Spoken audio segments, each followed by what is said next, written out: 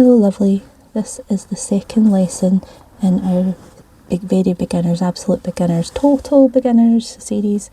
Last time I talked about how to hold your hook, how to hold your yarn, and how to make a slip knot and a chain stitch. This time I'm going to be talking about how to make a single crochet. Now before I get started, I'll just explain the term single crochet really quickly. So in the US they call this stitch the single crochet. In the UK it's often called a double crochet. So just make sure when you're following a pattern that you make sure you know whether it's a UK or a US based terminology. You can work either, it's just as long as you know what it's talking about. To get started, that would be fine. In all of my patterns I do follow the US terminology, but I also always have the terminology for the UK included as well, so that you can all follow no matter what kind of terms that you use. Okay, so now that is out of the way, let me get started. So last week we made a slip knot and we made some chains. I'm not going to go over that in a lot of detail, because if you are wanting to know how to do that, you can watch the previous video, which I will link as well. Okay, so I'm going to make some chains here just to get started, just a little sample, just a wee sample to get started. 1, 2, 3, 4, 5, 6, 7, 8, 9, 10. I'll do 2 more for luck. That's 12. Okay, so our aim is each time we have a new row we should have 12 stitches on it, and that's very crucial. We don't want our project to end up being too wide or too short, and we want it to, or too narrow or lumpy or bumpy. We want it to be following a pattern that we have decided, or we're reading, or we're following. Okay, so when I've made 12 chains, the next thing I need to do is I need to make an extra chain for turning. If I don't put an extra chain in to turn, I'm going to get myself all tied up at the start. So the extra chain doesn't count in the stitches. It's just to help me turn my work. So turning my work means that I'm working back along the chain to the start. Okay, so this first, the one that's on the hook, does not count at all. That is the working yarn. And this one here is the one I just chained, which is helping me turn the work and work backwards, so I'm not counting that one. So I go into the next loop and the next chain. So you see the little hole there? We're going to go through it. And from last week, you'll remember, I'll just undo that while I talk to you. You'll remember last week that I was talking about the direction of the hook and how to hold the hook and how to hold the tension in the yarn.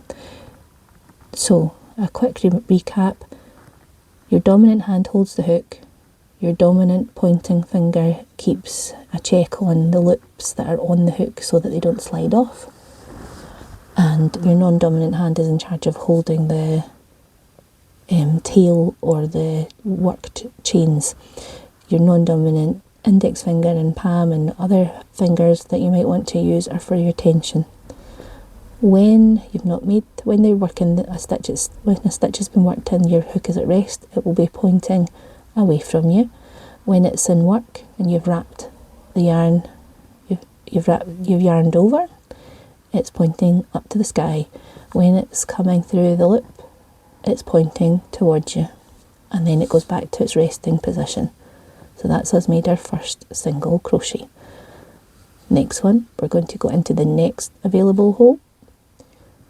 We're going to pull up a loop, and we're going to 2 loops on the hook. We're going to close it. So watch again, we'll put the hook through, grab the yarn, pull through, and then we're going to yarn over again and pull through 2 loops.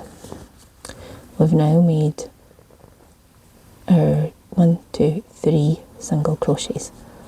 So again, insert your hook through the loop, through the hole, grab the yarn, pull through and pull through 2. Insert, pull through 2. I'm just going to adjust my yarn. It's a DK Stylecraft acrylic yarn that I'm using today, just nice and cheap and cheerful. Can't really go wrong with it, especially when you're practicing. I wouldn't really recommend going for anything too fancy at the start. Okay, so we're going to insert a hook again, yarn over and pull through, yarn over and pull through 2, and we'll work our way along. There's another one. Okay, so again, remember, hook points away from you when it's at rest, hook points to the sky when it's in work, hook turns towards you when it's almost complete.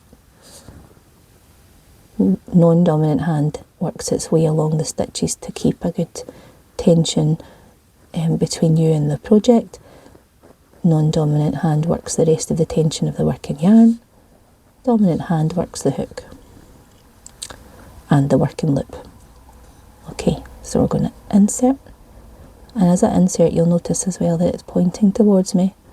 It rotates, grabs the yarn and works towards me again, pointing away from me when we're finished.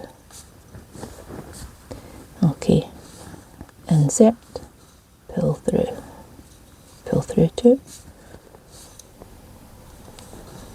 insert. You'll get into a rhythm, and that's all it is. You just practice with a nice rhythm.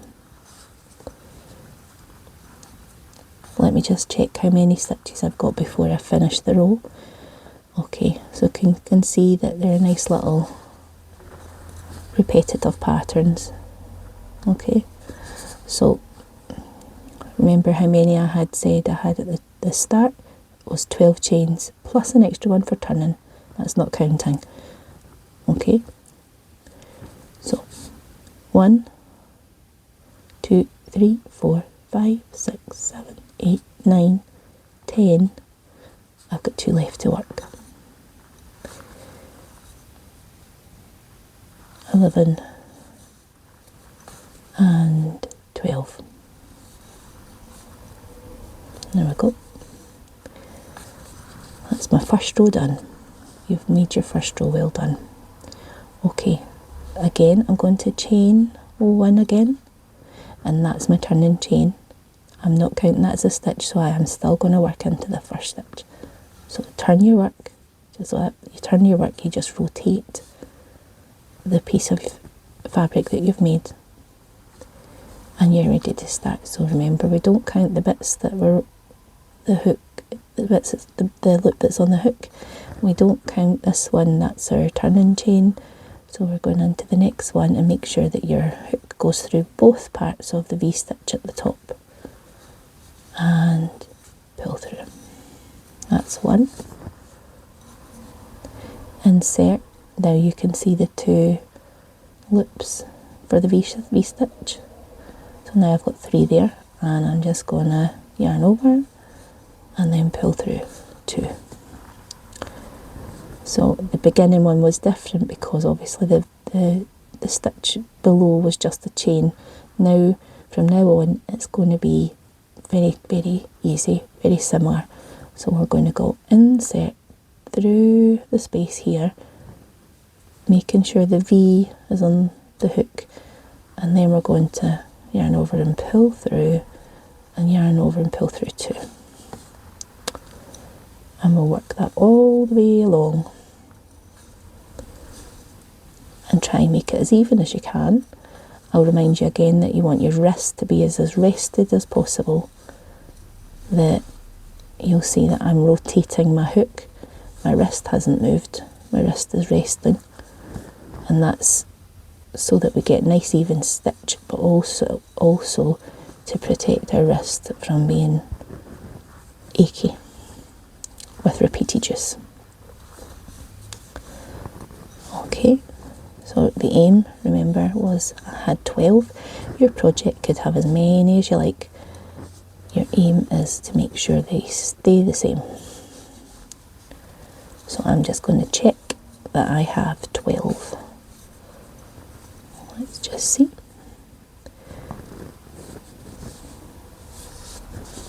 I'll try and put it flat for you. 1, 2, 3, 4, 5, 6, 7, 8, 9, 10, 11, 12. And remember, the last wee chain does not count as a stitch. You might find in some patterns the designer will tell you that it does count as a stitch, in which case count it as a stitch and skip the first stitch on the row. Other designers will tell you it doesn't count as a stitch, in which case you do what I'm doing and you ignore it and turn your work after you've done your turning chain, and away you go. And that's us worked the single crochet. Now this is a very basic common stitch that you can make anything with. So you could make a scarf, you could make a face cloth, you could make a cushion, you could make anything. Now we've not done any increasing or decreasing, but anything that you can make from a rectangle or a square shape, you can make using the single crochet. So I'll leave it at the end of this row and I'll let you practice with it. And remember, practice makes progress. Perfection is impossible to achieve, but it's only going to be close to perfection when you've practiced. And that's how you work the single crochet. Next time we're going to work on half double crochet and double crochet stitches, just to make different height variations and to help you create more things. So that's very exciting. So if you come back next time and you can watch the next stitch tutorial, I would love to know how you get on, how you've got on so far with the lessons, and if you've got anything else you want to ask me or ask me to cover or ask me to clarify. I'd love to see as well what you've been working on and how you're getting on with it. So leave a note in the comments, get in touch through social media, visit the website, and don't forget to like and subscribe, share, all the usual things, just to help my channel grow and let it reach more crocheters, especially beginners. Okay, so I'll see you next time. Thanks. Bye, lovely.